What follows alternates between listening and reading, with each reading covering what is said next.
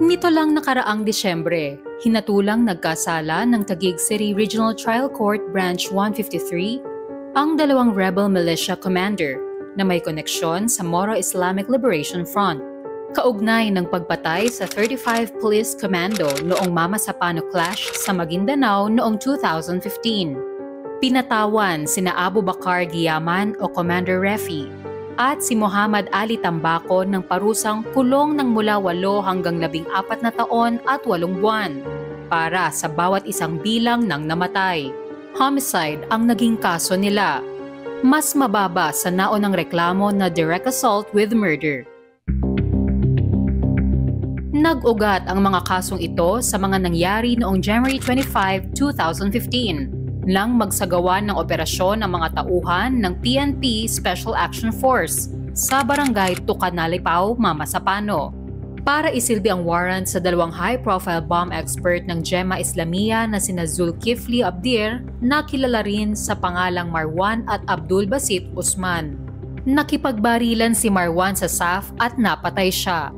Dahil dito, naalerto naman ang mga miyembro ng Bangsamoro Islamic Freedom Fighters at ang MILF 118th Command na nasa lugar ng mga oras na iyon.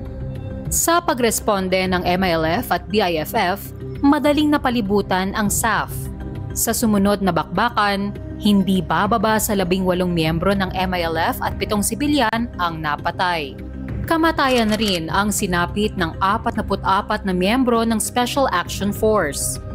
Umani ng pagkondena ang sinapit ng tinaguriang SAF-44 na resulta umano ng napakaraming kamalian sa pagpapatupad ng naturang operasyon. Nabatikos at nakasuhan pa si Pangulong Benigno Aquino III at iba pang opisyal dahil sa nangyari. Inamin ni Aquino na nagkaroon ng pagkukulang sa koordinasyon sa pagitan ng mga puwersa ng pamahalaan at ng MILF.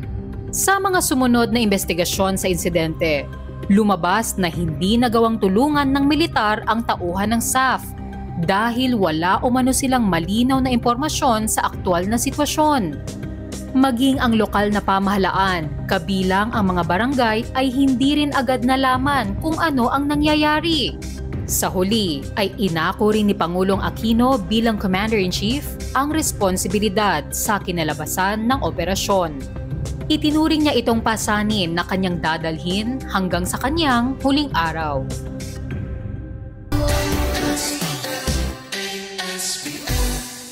Let's get together, Sunday 25, Sunday 25.